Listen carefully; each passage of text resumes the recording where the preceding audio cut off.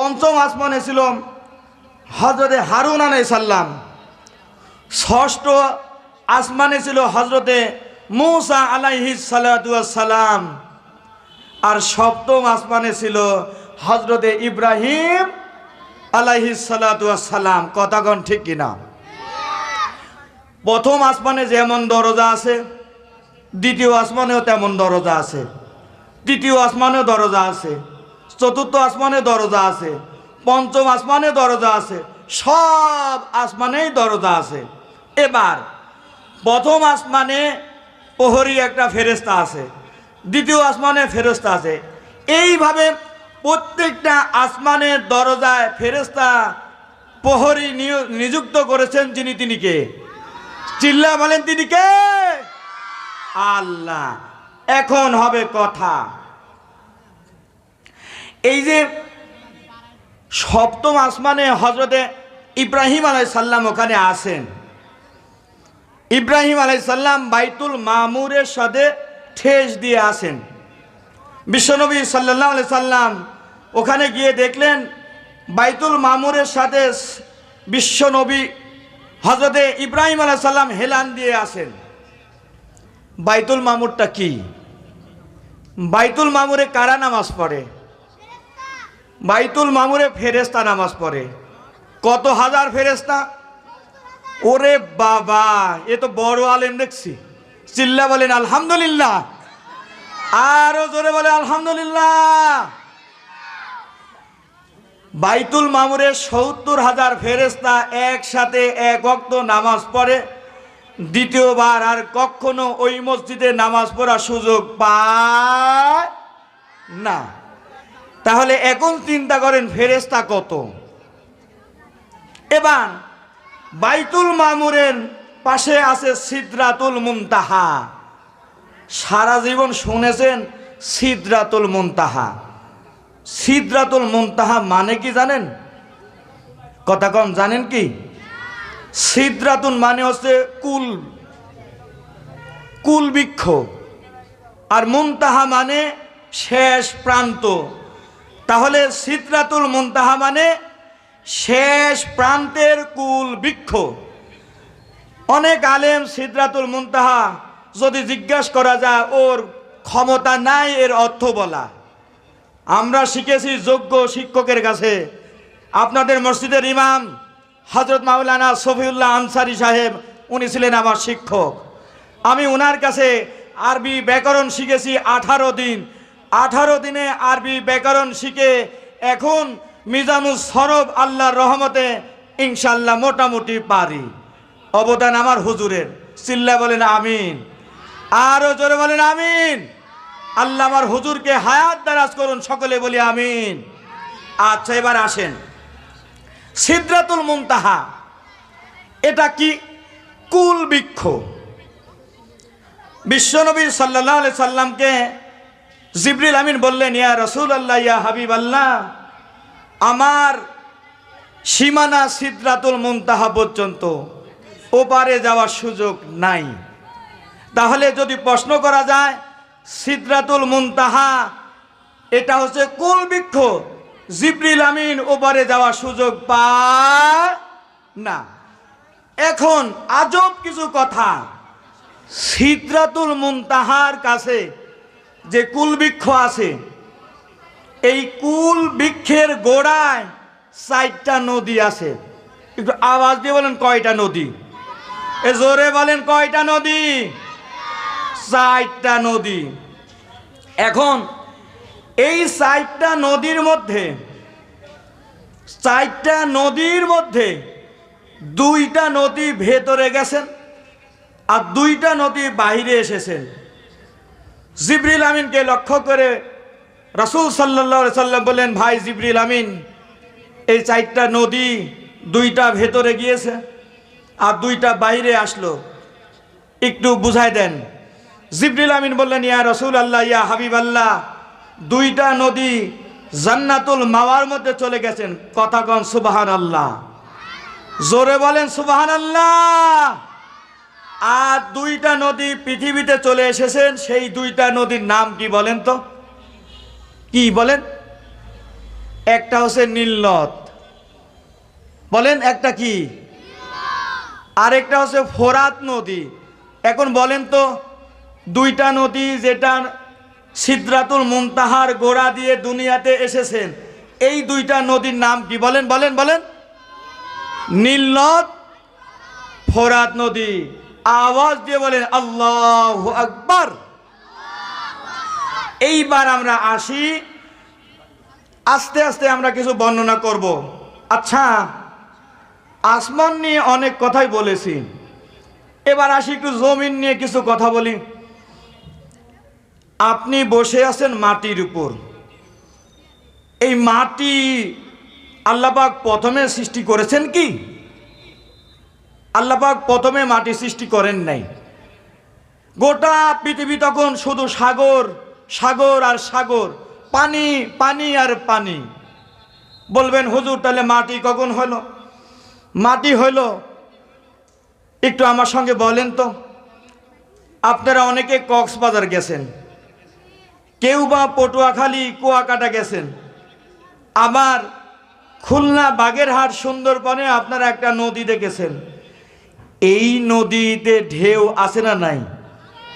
খুলনা, বাগেরহাটে, সুন্দরবনে যেই নদী দেখি সকালবেলা ভরে যায়, আবার খানিক পর দেখি পানি নাই। কতক্ষণ ঠিক কিনা?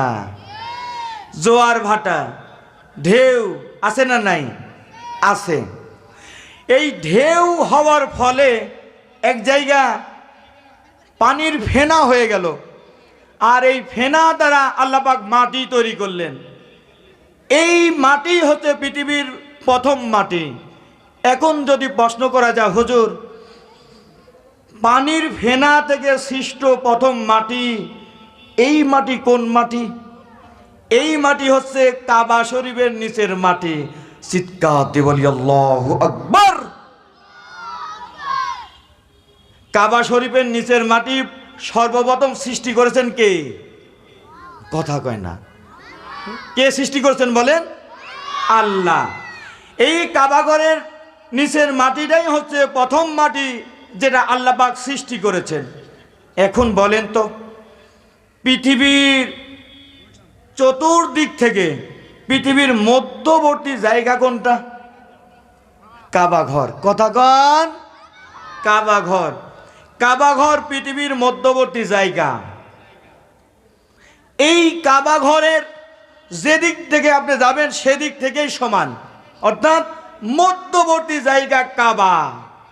এখন যদি বলি হুজুর কাবা ঘর যদি মধ্যবর্তী হয় তাহলে কাবার বরাবর উপরে কি আছে? কাবার বরাবর উপরে আছে বাইতুল মামুর। বাইতুল মামুরের উপরে আছে সিদরাতুল মুনতাহা, আর তার উপরে আসে আরশে আজিম। চিৎকার দিয়ে বলি আল্লাহু আকবার। এখন বলেন কাবা শরীফের ফজিলত কেন? বুঝলেন কাবা শরীফের ফজিলতটা কেন?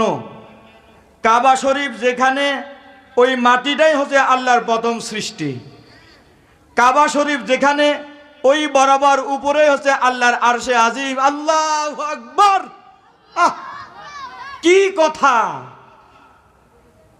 এই কথা শুনে হৃদয় শান্তিতে ভরে যায়। আল্লাহ পাক কবে আমাদের সেই কাবা স্পর্শ করার তৌফিক দিবে। আমি দোয়া করি এই মাহফিলে যারা উপস্থিত আছেন আমার হুজুর সহ আল্লাহ পাক সকলকেই ওই কাবার গিলাফ স্পর্শ করার তৌফিক দান করুন। চিল্লা বলি আমিন। আরো জোরে সরে বলি আমিন।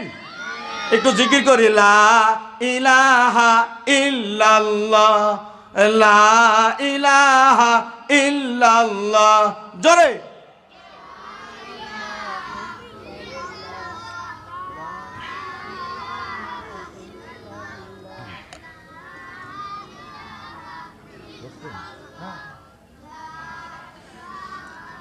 লা ইলাহা ইল্লাল্লাহু মুহাম্মাদুর রাসূলুল্লাহ সাল্লাল্লাহু আলাইহি ওয়াসাল্লাম। সম্মানিত প্রিয় উপস্থিতি, আমি এই মাহফিলের দাওয়াত যেদিন পেয়েছি সেদিন থেকে আমার এই গবেষণা শুরু করেছি। যতটুকু গবেষণা শুরু করেছি তা 6 পৃষ্ঠা। এটা যদি আমি আলোচনা করি আমার এইরকম 6টা মাহফিল লাগবে। চিল্লা বলেন কয়টা মাহফিল? এ আলোচনা কেবল শুরু হচ্ছে। আমার এই গবেষণা যতক্ষণ শেষ না হয় ততক্ষণ পর্যন্ত থাকবেন তো আপনারা? বলেন ইনশাআল্লাহ। আরো জোরে বলেন ইনশাআল্লাহ। আচ্ছা, এবার আসি, খুব মজার আলোচনা। আচ্ছা, জমিন আল্লাহ পাক সৃষ্টি করেছেন। জমিনে একটা নিদর্শন হচ্ছে পাহাড়। পাহাড়ের আরবি কি? জাবালুন। এইটা আমার ছোট বাচ্চারে বলে জিমতে জাবালুন। জাবালুন মানে পাহাড়। কথা কোন ঠিক কিনা? আচ্ছা, পাহাড় কেন সৃষ্টি করলেন আল্লাহ পাক? পাহাড় কেন সৃষ্টি করেছেন? বাংলাদেশে সিলেটে আমরা যে পাহাড় দেখেছি, এই পাহাড় দেখে আমার মাথা ঘুরে যায়। অথচ বাংলাদেশের এই পাহাড় কোনো বই পুস্তকে নাই। এর চাইতে বড় বড় তিব্বত, তাজিংডন, অনেক বড় বড় পাহাড়ের কথা।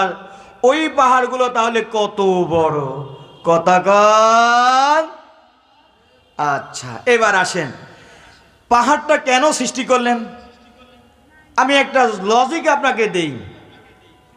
এই যে আপনাদের মাদ্রাসার পাশে মসজিদ, মসজিদের পশ্চিমে একটা পুকুর আছে। এই পুকুরে আপনি একটা বড় পাতিল অথবা একটা গামলা পুকুরে আপনি দিবেন। আচ্ছা বলেন তো, সকালবেলা আপনি যেই পাতিলটা যে কিনারে রাখবেন, সন্ধ্যাবেলা ওই পাতিলটাকে ওই কিনারা পাবেন কি? কথা কয় না। পাওয়া যাবে? তাহলে ওই পাতিলটা রাখতে হলে আপনাকে কি করা লাগবে? পাতিলের চতুর্পাশে বাঁশের খুঁটি পুঁতে পুঁতে যদি দেন, তাহলে সকালবেলা গিয়েও পাতিলটা দেখা যাবে। কথা কন ঠিক কিনা? বুঝতেছেন? তাহলে আল্লাহ পাহাড় সৃষ্টি করেছেন কেন? এই যে আমি ক্লাস 6-এর আরবি সাহিত্য পড়ায় থাকি, প্রথম গল্পের মধ্যে আছেন ওয়াজআলাল জিবালু আওতাদা তুরসিহা ওয়া তুসবিতুহা। এখানে বলা হচ্ছে পাহাড়কে সৃষ্টি করা হয়েছে পেরেক স্বরূপ। পেরেক চিনেন? এই যে লোহা, আপনারা বাড়িতে টেবিল বানান, বেঞ্চ বানান, আলমারি বানান, পেরেক ব্যবহার করেন কি করেন না? কথা কয় না। করেন না? এই যে পেরেকের পুল যখন হাতুড়ি দিয়ে বাড়ি দেন, একটা লোহা আরেকটা যেই গাছের তক্তা, তার সঙ্গে আপনি এইভাবে যখন পেরেক মেরে দিবেন, তখন ওটা অ্যাডজাস্ট হয়ে যাবে। কথা কন ঠিক কিনা? তখন ওই খাটের যে তক্তা ওটা কি নড়াচড়া করবে? করবে না। সুতরাং এই পেরেক স্বরূপ আল্লাহ পাক দুনিয়া আছে পানির উপরে, এই জমিনটা আছে পানির উপরে। যদি এই রকম পেরেক আল্লাহ না বানাইতেন, সকালবেলা যেখানে পাতিল রাখেন, সন্ধ্যাবেলা পাতিল ওখানে থাকে না। ঠিক আল্লাহ পাক জমিনে যদি পাহাড় না দিত, সকালবেলা দুনিয়া এক জায়গায় দেখা যেত, বিকেলবেলা দুনিয়া আর এক জায়গায় যেত। কথা কন ঠিক কিনা? এই জন্য আল্লাহ পাক পাহাড় বানিয়েছেন। এই পাহাড় বানানোর কারণে দুনিয়া স্থির আছে, নড়াচড়া করে না। যদি নড়াচড়া করত, একবার আমরা ডুবে মরেও যেতে পারতাম। কথা কন ঠিক কিনা? এবার আসেন, সামুদ্রিক জাহাজ সৃষ্টির রহস্যটা কি? আমি প্রথমে বলেছি সামুদ্রিক জাহাজে আল্লাহ নিদর্শন আছে। সামুদ্রিক জাহাজের নিদর্শনটা কি? বর্তমান প্লেনে হজ করতে প্রায় 6 লক্ষ টাকা লাগে। বিজ্ঞান গবেষণা শুরু করেছেন, জলপথে কিভাবে হজ করা যায় সেটা তারা প্ল্যান পরিকল্পনা করেছেন। সেটা বর্তমান একটা প্রতিবেদনে বলা হচ্ছে 1.5 থেকে 2 লক্ষ টাকা খরচ হবে জলপথে হজের খরচ। এখন বলেন সমুদ্র পথে বরকত আছে না নাই? এই কথা কন আছে না নাই? আছে। এখন সমুদ্রে বরকত আরো একটু আপনাদেরকে আমি ধরে দেই।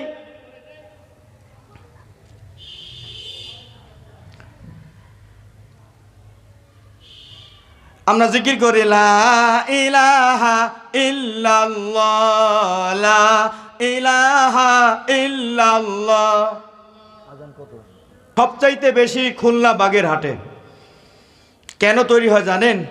মংলা বন্দর দিয়ে জাহাজে সিমেন্টের পদার্থ যে এলিমেন্ট লাগে ওগুলা ওদিকে আসে। কেন আসে? জলজাহাজে এর খরচটা একেবারে কম, যার কারণে সিমেন্টের যত কারখানা সব দক্ষিণবঙ্গে। কথা কন ঠিক কি না? এখন কন সামুদ্রিক জাহাজ আর সমুদ্রে বরকত আছে না নাই? এই কথা কন আছে না নাই?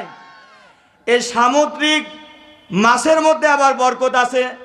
সামুদ্রিক মাছ লাহিয়ান তরিয়ান, তাজা মাছ। আমরা গরিব মানুষ, ছোট একটা চাকরি করি, মাসে 20,000 টাকা বেতন পাই। আমার হুজুর মোটামুটি মাশাআল্লাহ আল্লাহর রহমতে মাসে 1 লক্ষ টাকা কামাই করে। বনপাড়া বাজারে যখন উনি যায় দেখবেন মাছ বাজারে খালি উত্তর দিকে ঘুরে।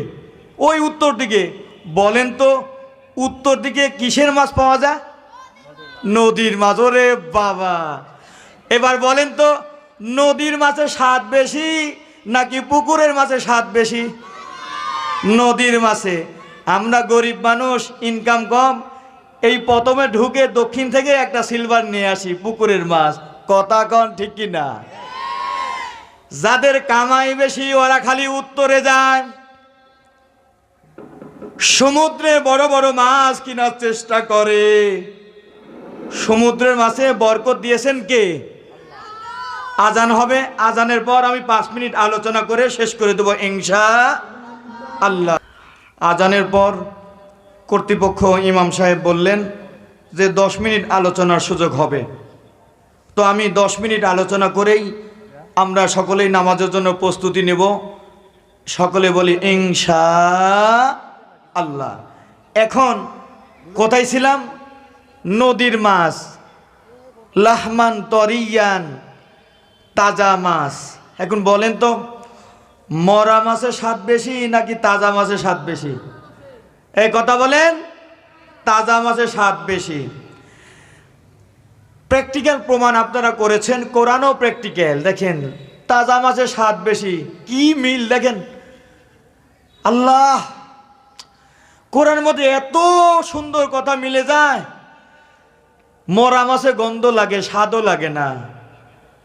আর তাজা মাছ নিয়ে আসবেন, রান্না করবেন, শুধু খাইতেই মন চায়, খাইতেই মন চায়। কথা কন ঠিক কিনা?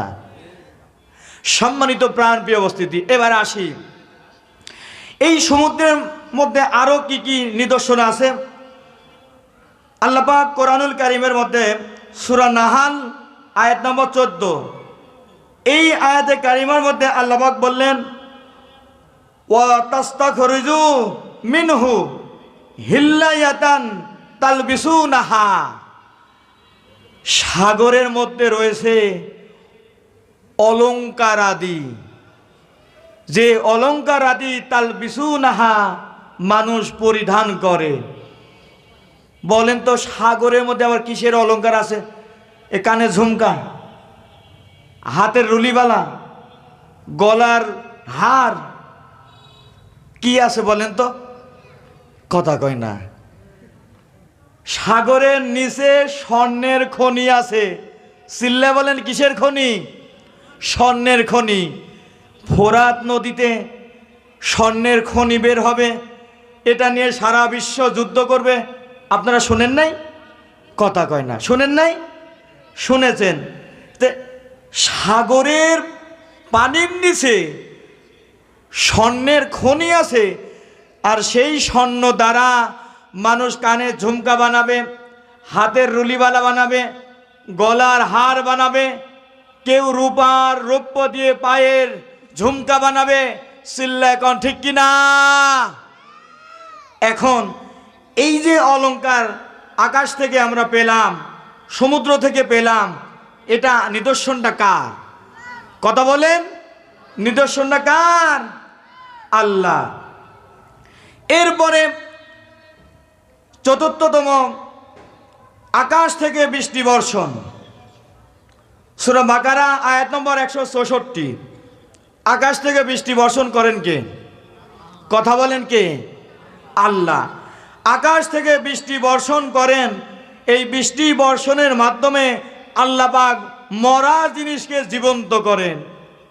আল্লাহ বলেছেন, ওমা আনজালাল্লাহু মিনাস সামাই মাআন ফাআহইয়া বিহি আরদ। জমিনে যে মৃত জিনিস আছে, আসমান থেকে বৃষ্টি হওয়ার কারণে ওইটাকে জীবন্ত করেন কে? আল্লাহ। আচ্ছা, এত নিদর্শন আছে, আসমান থেকে বৃষ্টি হয়, এই নিদর্শনটা আমি কেন নিয়ে আসলাম? এই যে ইন্ডিয়ার দাদা বাবুরা আমার বাংলাদেশকে চতুর্দিক থেকে ঘিরে আছে, আবার মশান নেয়, সময় সময় ওই দেশের স্বরাষ্ট্রমন্ত্রী বলে বাংলাদেশ বেশি ফাল পারো না, আমাদের 5টা ট্যাঙ্ক আছে, ট্যাঙ্কই যথেষ্ট তোমাদের ধ্বংস করার জন্য। বলে নাই? আপনারা দেখেন নাই? আমরাও বলি, এদেশে সিলেটে শাহজালাল ইয়ামানি রহমতুল্লাহ ছিল, বাগেরহাটে খানজান আলী ছিল, রাজশাহীতে শাহ মখদুম ছিল। ওই দেখ গৌর গোবিন্দ দ্বারা বাংলাদেশকে এখান থেকে হিন্দুত্ব রাজত্ব কায়েম করতে চেয়েছিল, কিন্তু আল্লাহর অশেষ রহমতে সেদিন গৌর গোবিন্দকে ধ্বংস করে দিয়ে সেই দেশে ইসলামকে প্রতিষ্ঠিত করেছে।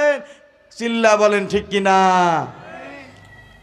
আমি বলি, ইন্ডিয়া যত বাহাদুরি করো না কেন, গৌর গোবিন্দ যেভাবে ধ্বংস হয়েছে আল্লাহ তোমাদের সেইভাবে ধ্বংস করে দিবেন।